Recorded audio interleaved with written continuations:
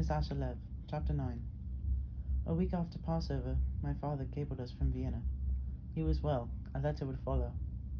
The letter came a few days later. It was written in Yiddish. He hoped we were well and had had a good Pesach. He had an unusual and very satisfying Pesach. He missed us and looked forward to being with us and with the Reb after the summer. Did my mother think she might possibly be able to come to Vienna for July and August? Early in June, Jacob Kahn flew to London and was away for 5 days. He and the artist whose retrospective he had gone to see had been close friends for 5 decades. He told me when he returned that the artist had barely managed to escape from Prague in the late 30s after discovering that his name was on a Gestapo list for arrest and execution without trial. His art was considered degenerate. Art is a danger to some people, he said. Picasso used to say art is subversive. Did he enjoy the retrospective, I asked. I did not go to enjoy it. His art is not enjoyable. He is not Matisse. He is a great artist, and the retrospective did him full justice. Had the artist been happy? I asked. No, the artist had not been happy. He had been tormented over what to do next. What kind of silly question had I asked? Had I ever known of a great artist who was happy? Rubens, I said. He stared gloomily out the tall windows of the studio. Perhaps, he said, anything was possible with the Baroque. In the last week of June, my mother left by ship for Le Havre, and I moved into my Uncle Yitzchak house. Jacob Kahn told me he had often spent his summers in Provincetown, but he had sculptures to complete. So he would be in New York all that summer. I spent the month of July traveling back and forth by subway between my Uncle Yitzchak's house and Jacob Kahn's studio. I traveled there for 2 or 3 times a week. I had my mother's permission to go to Jacob Kahn as often as he would want to see me. I needed only to tell my uncle or aunt that I was going and when I expected to be back. It was a stifling month, oppressive with humid heat that remained through the nights. The asphalt of the streets softened in the heat. Subway ceiling fans blew the heat through the trains. I walked the streets drenched in sweat. I rode the subway drenched in sweat. I drew and painted drenched in sweat. I watched Jacob Kahn work stripped to the waist on a block of marble. I began painting stripped to the waist. My Uncle Yitzchak walked into my room one evening and found me painting stripped to the waist and let me know he thought it indecent to be dressed like that. He had a responsibility to my parents. I was to cover my body and wear my ritual fringes. I painted and drew in the house wearing an undershirt and my ritual fringes. In Jacob Kahn's studio, I painted stripped to the waist. He said to me one day in the second week of July, Asher Lev, there are only two ways of painting in the world. In the whole history of art, there are only these 2 ways. One is the way of Greece and Africa, which sees the world as a geometric design. The other is the way of Persia and India and China, which sees the world as a flower. Ingres, Kazan, Picasso paint the world as geometry. Van Gogh, Renoir, Kandinsky, Chagall paint the world as a flower. I am a geometrician. I sculpt cylinders, cubes, triangles, and cones. The world is structure, and structure to me is geometry. I sculpt geometry. I see the world as hard-edged, filled with lines and angles, and I see it as wild and raging and hideous, and only occasionally beautiful. The world fills me with disgust, more often than it fills me with joy. Are you listening to me, Asher Lev? The world is a terrible place. I do not sculpt and paint to make the world sacred. I sculpt and paint to give performance to my feelings, and how terrible this world truly is. Nothing is real to me except my own feelings. Nothing is true except my own feelings as I see them all around me in my sculptures and paintings. I know these feelings are true, because if they were not true, they would make art that is as terrible as the world. You do not understand me yet, Ashalev, my little Hasid, my sanctifier of the world, my half-naked painter with dangling pails and a paint-smeared skullcap. One day you will understand about the truth of feelings. He said to me 2 days later, "What are you painting?" I said, "A classmate." "Do you hate him?" I was quiet. "You hate him and you are afraid to paint your hatred, yes?" I did not say anything. It was a false painting. It reeks of cowardice and indecision. In art, cowardice and indecision can be seen in every stroke of a brush. If you hate him, paint your hatred or do not paint him at all. One must not paint everything one feels. But once you decide to paint something, you must paint the truth, or you will paint green rot. This boy in your class, he mistreats you? I nodded. He is mean to you? He laughs at you? I nodded. These marks on his face, they are pimples? I nodded. And you hate him? I nodded. Then paint him the way you feel about him. Use your lines and colors and shapes to make your statement simply and clearly. Do you understand? He came over to me later and peered at the canvas. He nodded slowly. It is an excellent painting. He looked at me soberly. I would not like to be hated by you, Ashalev. He said to me the next day, "Have you heard from your parents?" I told him that I had received a letter that morning from my mother. They were well. My father was very busy. My mother was able to help him from time to time in his work. They miss me and sent me their love. What work does your mother help your father with? Work. What work? It has to do with Russian Jews, I said.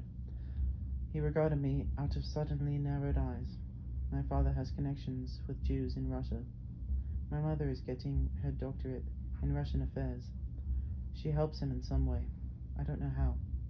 He was quiet. His tall, powerful, half-naked body seemed strangely rigid.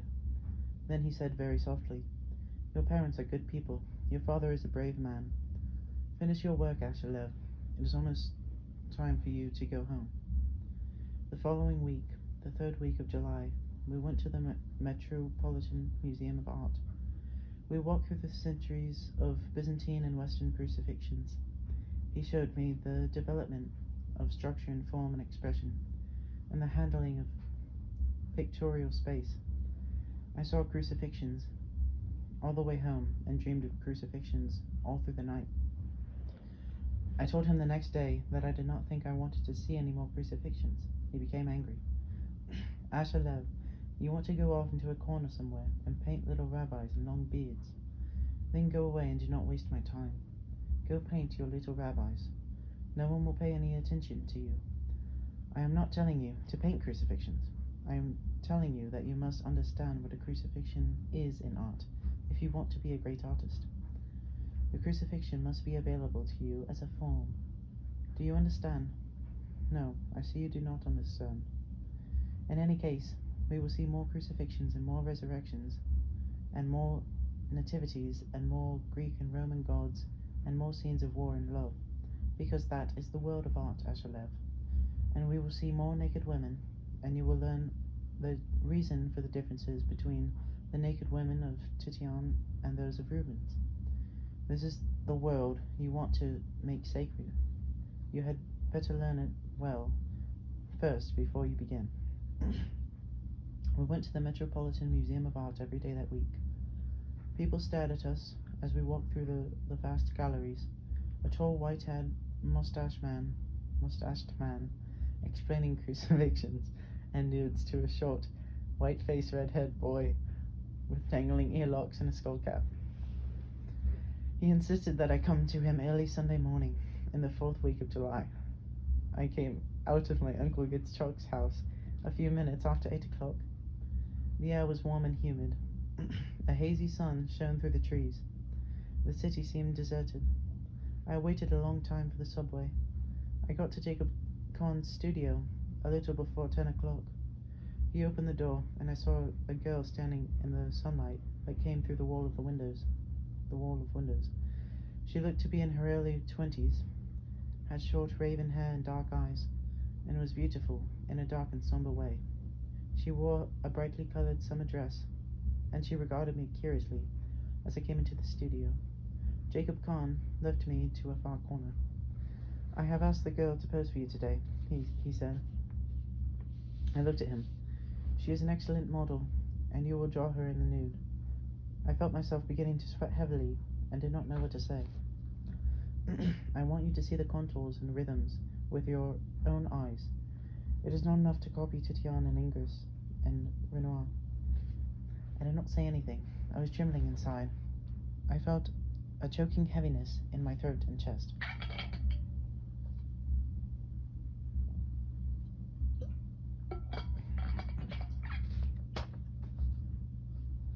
"Asher Lev, listen to me." He was talking gently, but with tense insistence. "The human body is a glory of structure and form. When an artist draws or paints or sculpts it, he is a battleground between intelligence and emotion, between his rational side and his sensual side. You do not understand that. Yes, I see you do. You do understand that. Yes, I see you do. The manner in which certain artists have resolved the battle had created some of the greatest masterpieces of art. You must learn to understand this battle." I looked over at the girl. She was standing out the tall windows. She was gazing out the tall windows at the rooftops and the wide line of river beyond. "Asher Lev, the Reb told me never to permit you to draw this way. I have chosen to disregard the Rebbe. The nude is a form of art I want you to master. To attempt to achieve greatness in art without mastering this art form, is like attempting to be a great Hasidic teacher without knowledge of the Kabbalah." I did not say anything. The girl's face was luminous in the sunlight. I thought of Vermeer. There was a long, heavy silence. "I will send her away," Jacob Kahn said finally. "I'll try," I said. He gazed at me intently. "I do not want to hurt you, Asher Lev." "I'll try," I said again, feeling the choking tightness in my throat. "Very well," he said. "Come with me." I followed him through the studio to the wall of windows. I had a sudden, powerful, numbing vision of my mythic ancestor. I thought of the Rebbe. I thought of the Mashpia. I found myself in front of the windows near the girl, listening to Jacob Kahn. "You will begin with simple line drawings in charcoal. I want only the flow of the line. I want no chiaroscuro." He spoke briefly to the girl. She went behind a screen. I set my pad on the easel. She came out from behind the screen and sat in a chair. Sunlight fell across her face and shoulders and breasts and thighs. She sat on one leg crossed over the other, her head slightly back. I saw the sunlight on her skin. She was very beautiful. I did not even know her name. I saw the flowing curve of the breasts. I saw the line of shoulders and hip and thigh and leg. I drew her carefully. My arm felt nerveless, drained of its strength. I felt sweat in my armpit and along my back. My face dripped sweat. Jacob Kahn stood behind me, watching. I finished the drawing. It was very bad. I felt ashamed. I took a deep breath and moved to a clean sheet of paper and began again. The girl sat very still, bathed in sunlight. I looked at her and worked carefully, translating her body into lines, making choices, each curve, each subtle change in the flow of her flesh, necessitating an interpreting choice of line. I started a third drawing. Jacob Kahn signaled to her. She changed to pose, sitting forward on the chair, her face in her hands, her breast suddenly pendulous. I drew her that way twice. She changed to pose again, sitting with one leg up on the chair, clasping the leg to herself with her arms, her chin resting on her knee, her thighs open. I drew her that way and then drew her again in two more poses before it was time for lunch. I ate the sandwich my aunt had packed for me. Jacob Kahn and the girl went out for lunch and returned in less than half an hour. I spent all the rest of that day drawing the girl. She left shortly before 5 o'clock. Jacob Kahn piled my drawings, one on top of the other, on a table. He held up the first drawing. Then he held up the last drawing. You see, he said quietly. I saw. And it was only in one day. A great eye learns to see quickly. We will do this again next Sunday, yes? I nodded. Do not look so sad, Ashalev. You are not defiled. You have only made some pictures of a beautiful girl. Beautiful pictures of a beautiful girl. Is that cause for defilement? I did not respond. He looked at me and shook his head. Perhaps Yeshiva boys in Peos should not be artists. Go home and take a shower and go to sleep, Ashalev. You have had a long day. I went home in a daze. I felt drained, suspended. I felt hot and irritated and unclean. I could not sleep. I saw the girl. I saw her body and the flow of her lines.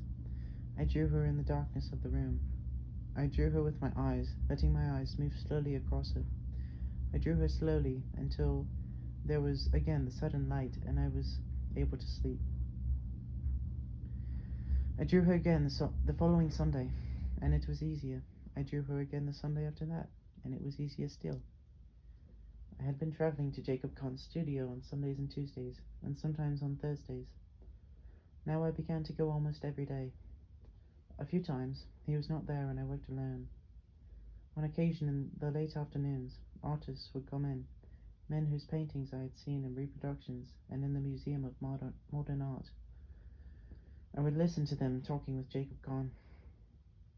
It was during those late afternoon conversations that I learned about the social realists and regionalists of the Depression decade, about the Federal Art Project, about the mottos Paint Proletarian and Paint American, about Stuart Davis's attack against the regionalist John Stuart Kerry, about the group called the American Abstract Artists and their rejection of Impressionism, Expressionism, and Surrealism, about Neoplasticism and Abstract Cubism and Russian Constructivism and Justa painters and color field painters, about Abstract Expressionism.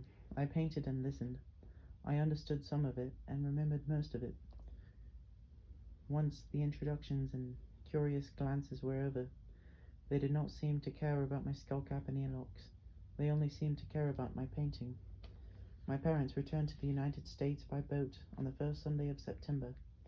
I did not see Jacob Kahn again until the middle of October. I barely recognized my father. He was gaunt. He limped badly. His eyes were tired. His beard was turning grey. He was nearly 40, but he looked to be 60. I cried inside myself when I first saw him. He came into my room 2 days before Rosh Hashanah and stood leaning against the wall near the doorway. I had turned the room into a small studio. An easel stood near the window. There were reproductions of great paintings all over the walls. My father stood near Andrea del Sarto's sculptor and Raphael's School of Athens. I had been working on a canvas when he had come in. I stopped and put down my brushes. Please sit down, Papa. But he stood near the doorway and would not come further into the room. He was in his own home, but my room had become alien ground to him. He said wearily in Yiddish, I have not even had a chance to talk with my son. How are you, Asher? I am feeling well, Papa. You look well. You look happy. He gazed slowly around the room, at the reproductions on the walls, at the clutter of drawings on my desk and dresser in bed, at the canvases stacked beneath the window, and along the wall near the closet. You have been busy, he murmured. I was quiet. He looked at me. Jacob Kahn is a good teacher? Yes. I have known Jacob Kahn for a long time. He was one of those the Rebbe helped bring from Paris before the Germans came. He is a good person. Are you well, Papa? Yes, but I am tired. You've lost weight? I have worked hard, but we are succeeding now. It was nearly creation out of nothing. Now there is something. In Paris and Rome and Vienna and Geneva, there is now something. He looked at me sadly. All this material, Asher. The paper and paints and the easel. All this you bought with the money you made doing errands for your Uncle Yitzchok and Rabbi Lukrinsky. Mama helped. Jacob Kahn helped. He nodded slowly. Then he said, I am not reconciled, Asher. I am unable to accept what you are doing. I have told the Rebbe I am not reconciled. I was quiet. It is not possible for me to accept this. He moved his arm in a weary gesture, indicating the reproductions on the walls, the canvases near the window, the drawings on the desk. This is not what I wanted from my son. In this matter, I do not care what the Rebbe tells me. You are my son, not the son of the Rebbe. I am not reconciled, Asher. Do you intend to go to college? I think so, yes. You will continue to study with Jacob Kahn? Yes. You will not be able to come to Europe? No. He nodded slowly. The Ribbono Shel Olam is sometimes unkind. What would it have hurt him to have kept the Sitra Asher away from you? What? Do not forget your people, Asher. That is all I ask of you. That is all that is left for me to ask of you. I was quiet. There was a long silence. He turned and started from the room. Papa, he looked at me. Were you in Russia, Papa? He blinked and stiffened. And he said very quickly, sometimes there are questions that should not be asked, Asher. I also have questions I do not ask. I saw him looking at the drawings on my desk. I followed his eyes. He was looking at one of the drawings I had made of the nude model in Jacob Kahn's studio. I had signed and dated the drawing. The date stood out clearly beneath the signature. Good night, Asher. He went quietly from the room. My mother said to me one day during Sukkos, Asher, do you think you could move in with your Uncle Yitzchok if I went with your father to Europe? I stared at her and was afraid. Your father needs me. I was here when you needed me. Now your father needs me. This year? No, next year. I don't want to live a whole year with Uncle Yitzchok. Why? I don't want to talk about it. We'll talk about it, she said. You are not the only member of this family with special needs. My father returned to Europe in the second week of October, and I resumed my journeys to Jacob Kahn's studio.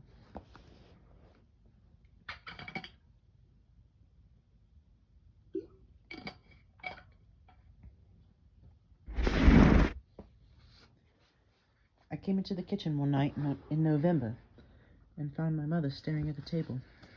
Mama? She looked up at me. Is something wrong, Mama? No, I was remembering. Her voice sounded strange. Remembering? Yes.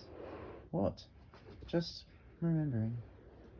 Another night, I found her standing alongside her table in the living room, gazing out the window at the dark street. The table was piled high with the books and papers. Mama? She did not respond. Mama? Yes, Aye, she said softly. Of course, I'm coming. Mama, are you all right? She turned then, startled. Asher, she murmured. Asher. She seemed small and frail, and I thought she had been crying.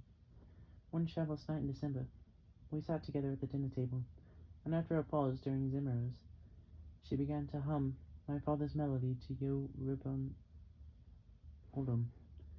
Her eyes were closed. She hummed softly. I had the feeling she was not aware of what she was doing. She opened her eyes and smiled faintly. Then she looked quickly around. She seemed surprised to find herself with me. She began another melody. I joined her and we sang together.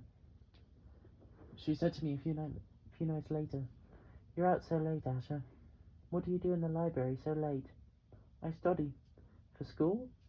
No, for Jacob Kahn. She looked at me in surprise. Art history, reproductions. It's very important, Mama. Can't you bring the books home, Asher? A lot of them are reference books, Mama. It's very lonely here at night, Asher. At breakfast one morning in January, my mother said to me, I finished my dissertation, Asher. The university is asking me about my plans for next year. Shall I tell them I'll be in New York? Yes, I said. Yes. She sighed softly and was quiet.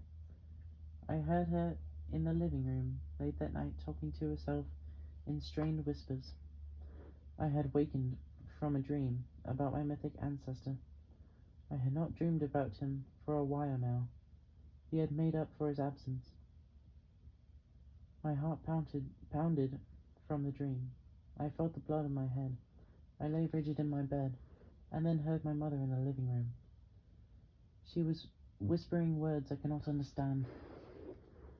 Then I recognized the sounds of the words. She was whispering in Russian.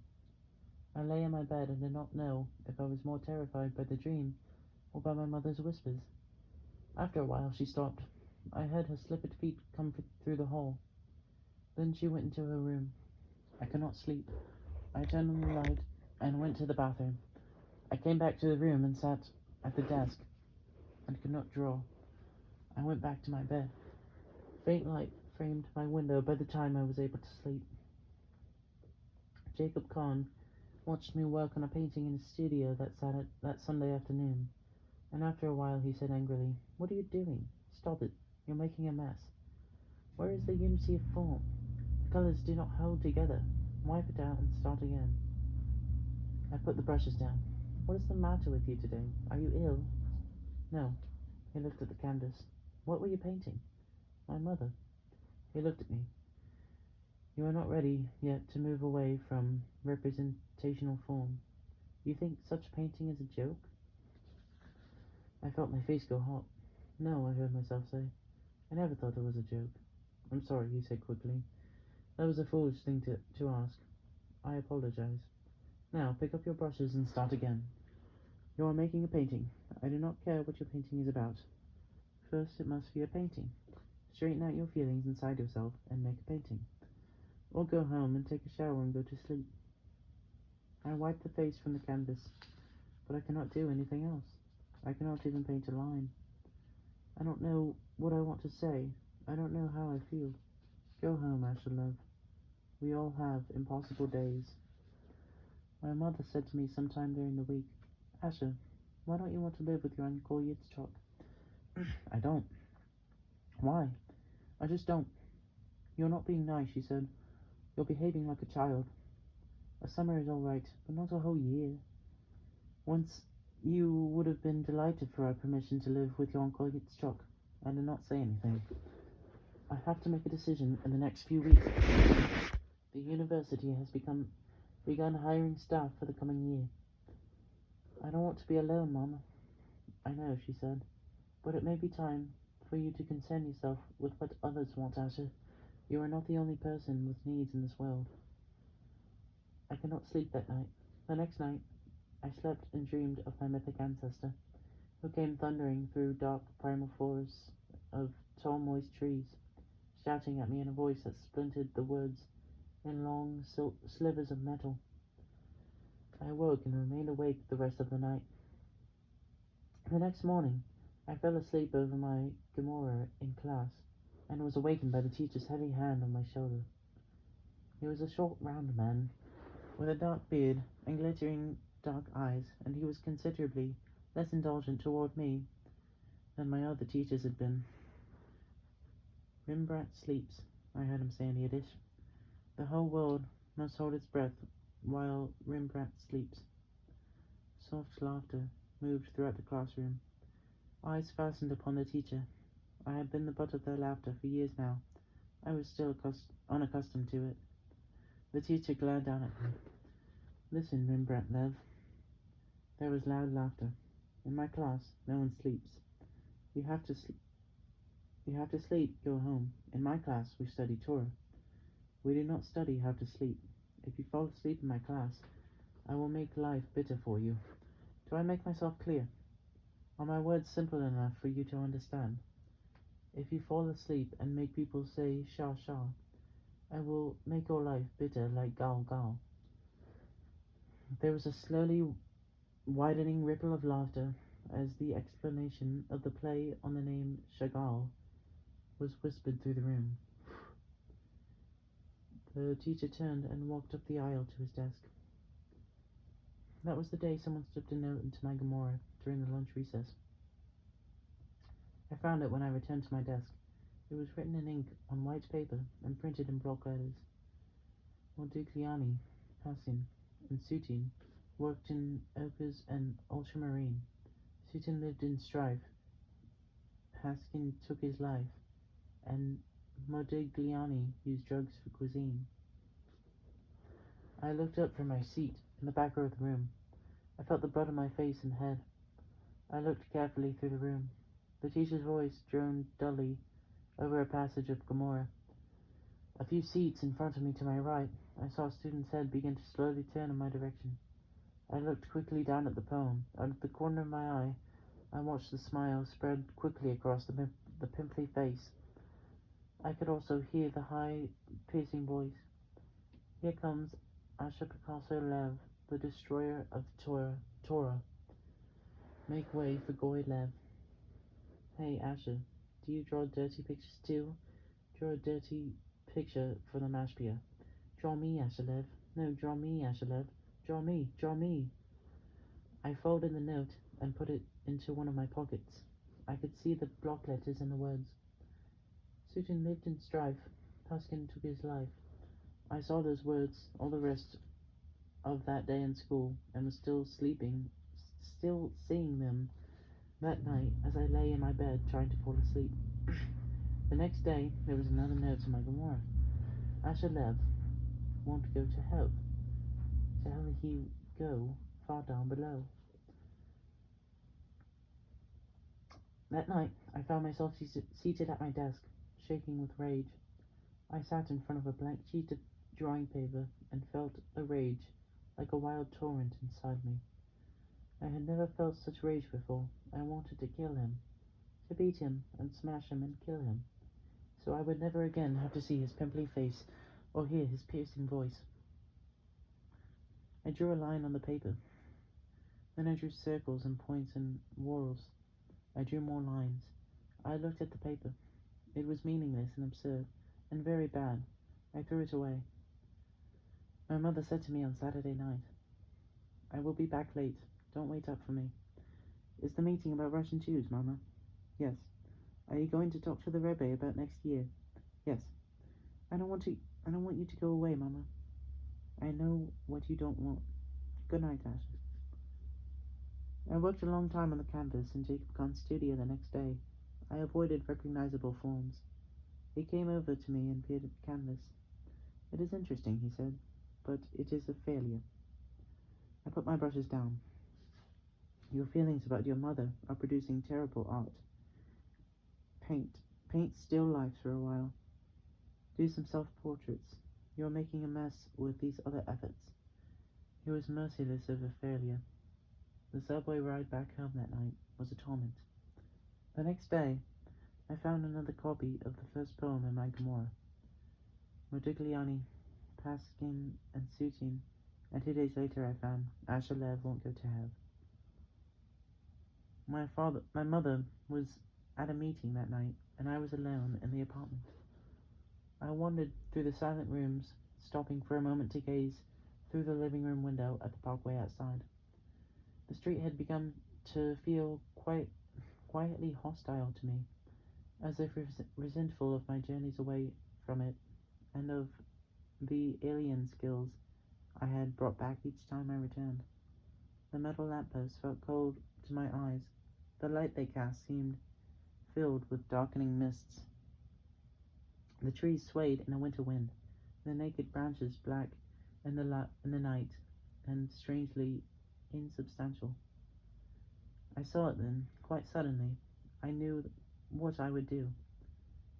1 second there had been nothing, and then there was the idea. I did not understand what had happened to bring on the idea. I went away from the window and came into my room. Sitting at my desk, I drew with a pen, working slowly, calmly, and with ease. The segment from Michelangelo's Last Judgment of the boat beached on the Styx, and Charon striking at his doomed passengers with an oar, forcing them onto the shores of torment in hell. I drew much of it from memory, but I wanted to be as accurate as I could, so I checked it repeatedly against a reproduction in a book I had purchased on Michelangelo. I drew the writhing, twisting, tormented bodies spilling from the boat. I drew the terror on the faces of the dead and the damned. I made all the faces his face, pimply, scrawny, eyes bulging, mouths open, shrieking in horror. I exaggerated the talons and painted ears of Charon. I darkened his face, bringing out the whites of his raging eyes. I folded the drawing and went to bed. The next day, on my way out of the classroom for the noon recess, I slipped the drawing into his Gomorrah. I saw the sudden stiffening of his shoulders when he found it. I saw him stare at it. I saw him turn and look at me, then stop. He crumpled the drawing, but he did not throw it away. He put it into a pocket. That night, I drew a segment from the Last Judgment of a man being pulled headlong into hell by serpentine demons. I drew his face on the man and put the drawing into his Gomorrah the next day. He said nothing to me about the drawings, but he began to avoid me. His thin face would fill with dread whenever he caught me looking at him. I had the feeling he regarded me now as evil and malevolent, as a demonic and contaminating spawn of the other side. I did not attempt another painting of my mother that Sunday. Instead, I did a painting of a boy in my class at the moment he saw the first drawing I had slipped into his Gomorrah. Jacob Kahn called the painting evil and excellent. 2 days later, my mother told me she would be going at the end of June and would remain there throughout the coming year. I was to live with my Uncle Yitzchak, or I could come with her to Europe and live in Vienna. Asher, look at me, she said, in response to my pleas. How many of me do you see? I did not answer. You see only one. There is only one of me. I can be in only one place at a time. Your father needs me. Do you understand? And I want to spend the year with your father. I don't want to talk about it anymore. The Rebbe approved of the decision. Your father will remain in Europe, and I will join him at the end of June. Papa will not come back for Pesach? No. She became angry when I continued to plead that she stay. Pink spots colored her high cheekbones. Her voice became strident. She called me a child. She said that half a dozen children would not have made more demands on her than I had. Now it was time for my father. He needed her. Did I understand that? He needed her. He was exhausted from his work, and he wanted her to be with him. If I wanted her too, I would have come to Vienna. She stormed angrily from the room. I talked to Jacob Kahn. Yes, he said, I know all about it. Your mother called me. I don't want to live with my uncle. Why not?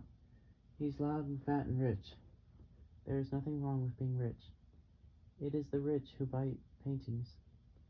It is when you are bought by the rich that you will know you are a successful artist. He's a bore. You will have to grow accustomed to it. The world will indulge you just so long, Asherlev. Then it will stop. You will simply have to grow accustomed to that truth. The Mashpia called me into his office during the first week of April. The Rebbe wanted to see me alone. For the second time in my life, I climbed the flight of stairs into the ladder of the building and went along the hallway to the waiting room. This time, the room was crowded. I was there almost an hour before Rav Mendel Dorchov took me into the Rebbe's office. The Rebbe sat quietly behind the bare desk. His eyes were dark. Outside the arched window, the street glittered in the April night. Sit down, Asher. There, yes, sit down. It has been a while since I have seen you, but I have been kept informed. Yes, they tell me the world will hear of you one day as an artist. I was quiet. I have you in my mind and heart, Asherlev. I pray to the Master of the Universe that the world will one day also hear of you as a Jew. Do you understand my words? Jacob Kahn will make of you an artist, but only you will make of yourself a Jew. I was quiet. There was a long silence. The street throbbed faintly beneath its dark canvas of night. Asher Lev. Yes, Rabbi. Your mother has told you of my decision. Yes, Rabbi. It is necessary for your father and mother to be together now, for your father's health and for your father's work. You will live with your uncle and continue to study with Jacob Khan. Yes, Rabbi. You will behave toward your uncle and aunt as you would toward your father and mother. They have accepted the responsibility of caring for you. Yes, Rabbi. Outside the window, the street vibrated softly, menacingly in the black night. Asher Lev. Yes, Rabbi. You are entering the world of the other side. Be careful. I knew your grandfather. I knew your mother before you were born. I remember you as a child. I remember your mother's illness. Your family is very precious to me. I have looked upon you as a son. I have you and your parents constantly in mind and heart. Be careful of the other side, Asher Lev. Yes, Rabbi. I give you my blessings and my good wishes for a kosher and joyous Pesach. I went quickly along the hallway and down the stairs and out into the dark street. It was cold. The street was cold. I saw a cobblestone square and dilapidated building and trees. I saw a young man drawing figures in the dust of the square, using a stick and drawing in one continuous line the contours of hens and horses and birds. Steep, narrow streets led from the square. The square was warm. Sunlight fell across the streets, across the trees, and the old building, and the young man gazing at the hens and horses and birds and the dust out of burning dark eyes. My street was cold now in the April night. I felt it cold against my face as I turned to the apartment house where I lived. I felt it cold all through the first 2 days of Passover. Then I journeyed to galleries in Manhattan and was on streets filled with color and form. My father was not home. I had no school until the end of the festival. I used the intermediate days of the festival to wander along streets warmer than my own. I wandered into Anna Schaefer's gallery. It was a large, modern gallery, taking up the entire fourth floor of a tall building in the 70s along Madison Avenue. I came out of the elevator and saw her sitting behind an